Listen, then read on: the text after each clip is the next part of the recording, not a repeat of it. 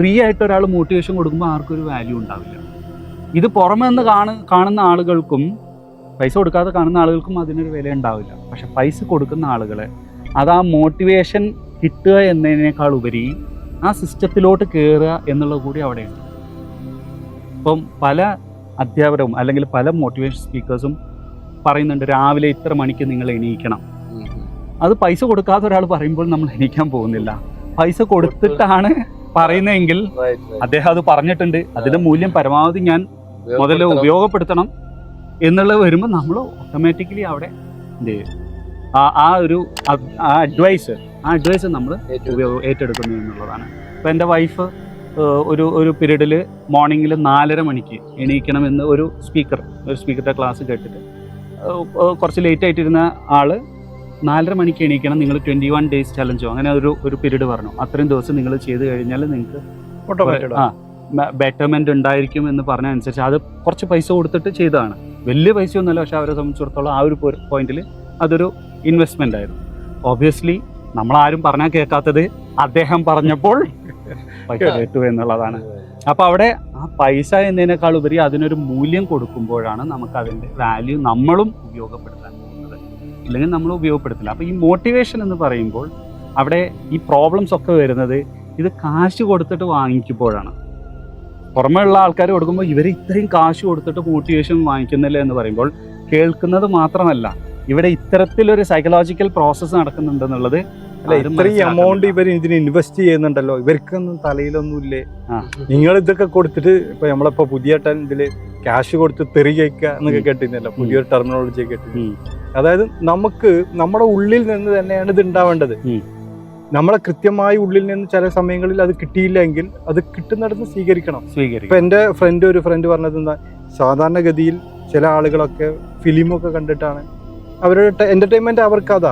പക്ഷെ ബിസിനസ്സുകാരന് ചിലപ്പോൾ ഇതിൽ എന്റർടൈൻമെന്റ് കിട്ടിക്കോണമെന്നില്ല. ബിസിനസ്സുകാരന് അവന്റെ ബിസിനസ് വളരുന്നതും അവന്റെ ഗോളാണുള്ളത്, അത് വളരുന്നത്. അപ്പൊ അതിന് എന്തെല്ലാം കൊണ്ടെല്ലാം കിട്ടുമോ, ചീത്ത കേട്ടാലും വേണ്ടില്ല ബിസിനസ് വളർത്തണം എന്ന് വിചാരിക്കുന്ന രീതിയിലുള്ള ആളുകളാണ് ബിസിനസ് മാൻ. അവന്റെ എന്റർടൈൻമെന്റ് അതാണ്. അവന് ഫിലിം കാണുന്നതിനേക്കാളും കൂടുതൽ കാണാൻ ഈ മോട്ടിവേഷൻസ് ഈ പ്രസംഗങ്ങളായിരിക്കും.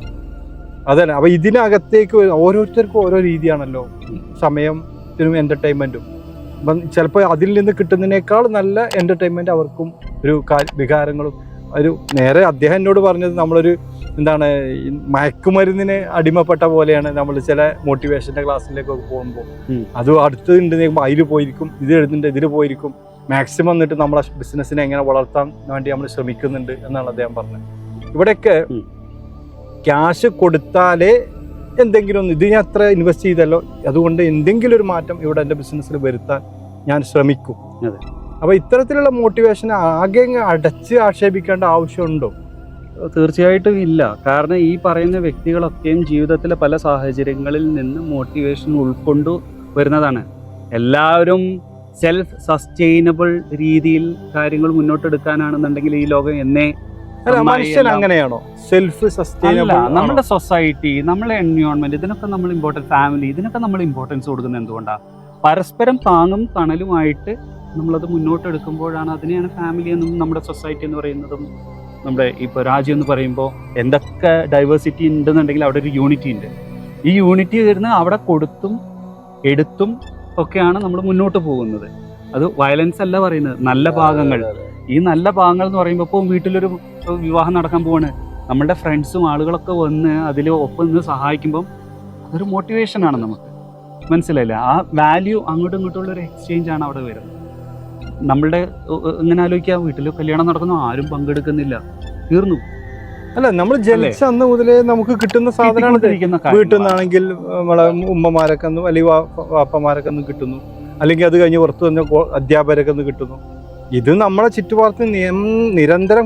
ഞാൻ മനസ്സിലാക്കുന്നത് മനുഷ്യൻ പൊതുവെ ഒരു മടിയനാണ്, ബാക്കിലേക്കാണ് എന്നാണ് എൻ്റെ ധാരണ. ശരിയാണോ എന്നറിയില്ല, എല്ലാവർക്കും ഓരോരുത്തരുടെ അഭിപ്രായമാണ്. മനുഷ്യൻ പൊതുവെ അവൻ്റെ ഒരു കംഫർട്ട് സോണിനകത്തേക്ക് ഒതുങ്ങാൻ ആഗ്രഹിക്കുന്നവനാണ്. അവൻ്റെ ഉള്ളിൽ നിന്നുള്ള മോട്ടിവേഷൻ ഇതുപോലെ പുറത്തുനിന്നുള്ള മോട്ടിവേഷൻ ഉപയോഗിച്ചിട്ട് തന്നെയാണ് ഇന്ന് ഈ ലോകത്ത് കാണുന്ന ഇത്തരത്തിലുള്ള വലിയ വലിയ സംഭവങ്ങളൊക്കെ അവിടെ സംഭവിച്ചിട്ടുള്ളത്. തീർച്ചയായിട്ടും. നമ്മളിപ്പോൾ ഇന്ന് ഈ വരവ് നമ്മൾ 5 പേരുണ്ട്. ഇത് ഞാൻ ഒറ്റയ്ക്കാണെങ്കിൽ വരുമോ, ഹനീഫൊക്കെ ഒറ്റയ്ക്കാണെങ്കിൽ വരുമോ? വരില്ല. എന്താണ് അങ്ങനെ ഒന്ന് പോവല്ലേ എന്ന് പറഞ്ഞപ്പോൾ ഇവിടുന്ന് യെസ് എന്നുള്ള ആ ഒരു യെസ്, ആ യെസ് ആണ് അതിന്റെ മോട്ടിവേഷൻ എന്ന് പറയുന്നത്, ആ പുഷിംഗ് ഫാക്ടർ എന്ന് പറയുന്നത്. അപ്പൊ ഇതിലൊക്കെ ഈ മോട്ടിവേഷന്റെ കണികകളുണ്ട്. നമ്മൾ എത്ര ടയർഡ് ആകുമ്പോഴും, ഫുട്ബോൾ കളിക്കുന്നു, ക്രിക്കറ്റ് കളിക്കുമ്പോഴൊക്കെ നമ്മൾ അങ്ങേയറ്റം ടയർഡാണ്, പക്ഷെ പന്ത് കിട്ടുമ്പോൾ നമുക്കൊരു ആവേശമാണ്.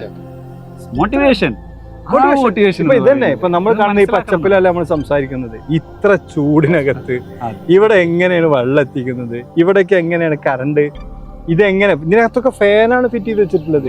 ഇതൊക്കെ മോട്ടിവേഷന്റെ മുകളിലാണ്. ഇത്തരം വലിയ മോട്ടിവേഷൻ എന്ന് പറഞ്ഞാൽ ചിലപ്പോൾ ഇത് വിൽക്കുന്ന സമയത്ത് അവർക്ക് കിട്ടുന്ന ഒരു എമൗണ്ട് ആയിരിക്കാം മോട്ടിവേഷൻ. അതല്ലെങ്കിൽ ഞാൻ മനസ്സിലാക്കുന്നിടത്തോളം ഇദ്ദേഹത്തിന് ഇതിമൊന്ന് പൈസ കിട്ടിയിട്ടായിരിക്കില്ല. അപ്പൊ നമ്മളെ ഒരു കിലോ വാങ്ങിച്ചത് ഓൺലി 30 ദിർഹംസ് ആണ് അദ്ദേഹത്തിന്. അതുകൊണ്ട് എന്താവാൻ പാഷൻ ആയിരിക്കും. ഇവിടെ വരുമ്പോ ഈ പച്ച കാണുന്ന പാഷനാണ് അദ്ദേഹത്തിന്റെ മോട്ടിവേഷൻ. അതെ. അപ്പൊ മോട്ടിവേഷൻ ഓരോരുത്തർക്കും ഓരോന്നായിരിക്കും. അടച്ചാക്ഷേപിക്കുന്നത് ശരിയല്ല. പിന്നെ പൈസ മുടക്കിയിട്ട് ഓരോരുത്തർ മണ്ടത്തരങ്ങൾ കാണിക്കുന്നില്ലേ എന്ന് പറയുമ്പോൾ പറയുന്ന ആൾ അത്രയും വലിയ വിദ്വാനാണെന്നുണ്ടെങ്കിൽ ശരി. പക്ഷേ നമ്മൾ ഒരിക്കലും ഈ മോട്ടിവേഷൻ, അവരെ എക്സ്പെക്ട് ചെയ്യുന്ന മോട്ടിവേഷൻ കിട്ടാത്തത് കൊണ്ടാണ് അവർ തേടി പോകുന്നത്, മറ്റുള്ള ആളുകളുടെ അടുത്ത് തേടി പോകുന്നത്.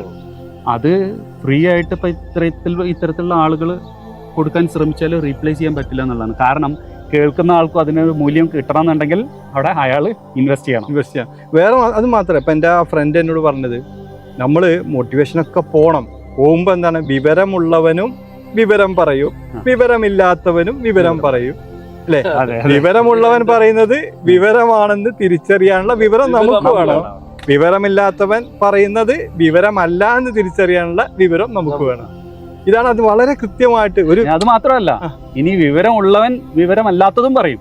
അതെ, അത് വിവരമല്ല എന്ന് പറയാനുള്ള വിവരം നമുക്ക് വേണം. ഇനി വിവരമില്ലാത്തവൻ പറയുന്ന ചില കാര്യങ്ങൾ വിവരം ഉണ്ടാവും, അത് വിവരമാണെന്ന് മനസ്സിലാക്കാനുള്ള വിവരവും നമുക്കുണ്ടാവും. സത്യത്തില് നമുക്ക് നല്ല വിവരം വേണം. അതെ, അത് വേണം. അത് അങ്ങനെ നമ്മളെ വളർത്തുക. തീർച്ചയായിട്ടും തോൽവികളിലും, വിജയം മാത്രമല്ല തോൽവികളിലും നമുക്ക് ഒരുപാട് കാര്യങ്ങൾ പഠിക്കാനുണ്ട്. നമ്മൾ വിജയിക്കുമ്പോൾ നമ്മൾ പഠിച്ചത് ശരിയാണെന്നുള്ളതും, തോൽക്കുമ്പോൾ ഇന്ന കാര്യങ്ങൾ ഇനി ചെയ്തു കഴിഞ്ഞാൽ അത് തോൽവിയാണെന്നുള്ളതും നമ്മൾ പഠിക്കുകയാണ്. എല്ലാം നമ്മൾ പഠിക്കുകയാണ്. അതെ, മനസ്സിലായില്ലേ? അപ്പോൾ ഇതെല്ലാം നമുക്കൊരു മോട്ടിവേഷൻ ഫാക്ടറായിട്ട് നമുക്ക് എടുക്കാം എന്നുള്ളതാണ്. നമ്മൾ പഠിക്കണം, നിരന്തരമായ പഠനം. ഏത് ഇന്നത് എന്നില്ല, ഏതും നിരന്തരം നമ്മൾ ലേൺ ചെയ്യണം, അൺലേൺ ചെയ്യണം, വീണ്ടും ലേൺ ചെയ്യണം, അൺലേൺ ചെയ്യണം. ലേൺ ഇതൊന്നും പറയാൻ പറ്റും. അത് നമ്മൾ ഇപ്പോൾ ലേൺ ചെയ്തു, നമ്മൾ എന്തൊക്കെയോ കാര്യങ്ങൾ ലേൺ ചെയ്തു, അതിൻ്റെ അപ്പുറം ഒരു സത്യം ഉണ്ടോ നമ്മൾ അറിയണം എന്നുണ്ടെങ്കിൽ ആ ലേൺ ചെയ്തതാണ് സത്യം എന്നുള്ള പറഞ്ഞ് പിടിച്ചിരുന്നു കഴിഞ്ഞാൽ ഒരിക്കലും നമ്മൾ അക്സെപ്റ്റ് ചെയ്യാൻ പോകുന്നില്ല.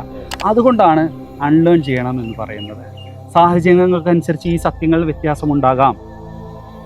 അത് നമ്മൾ അൺലേൺ ചെയ്യുമ്പോഴേ നമുക്ക് മനസ്സിലാവുള്ളൂ. ഈ ആളുകൾ യാത്ര പോകുന്നു കണ്ടിട്ടില്ലേ?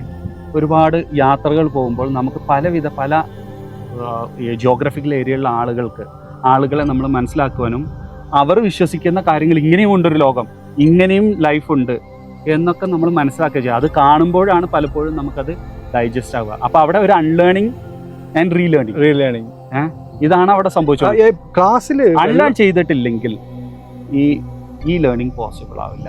മാത്രമല്ല, ഒരു പാത്രത്തിനകത്ത് വെള്ളം നിറച്ചിരിക്കുന്നു, അതിലേക്ക് നമ്മൾ എത്ര പുതിയ അറിവുകൾ ഇടാൻ നോക്കിയാലും അത് പുറത്തേക്ക് പോവുള്ളൂ. പുതിയ വെള്ളം ഒഴിച്ചാൽ പുറത്തേക്ക് പോവുള്ളൂ.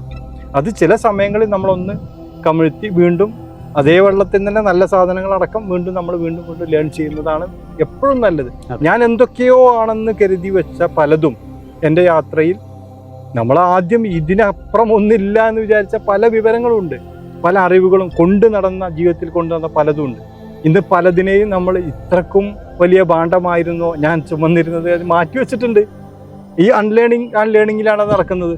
കാരണം നമ്മുടെ യാത്രയിൽ നമ്മൾ പലതും കൊഴിഞ്ഞു പോയിട്ടുണ്ട് നമ്മളെ കയ്യിൽ നിന്ന്. പുതിയത് പലതും നമ്മളിലേക്ക് കയറി വന്നിട്ടുണ്ട്.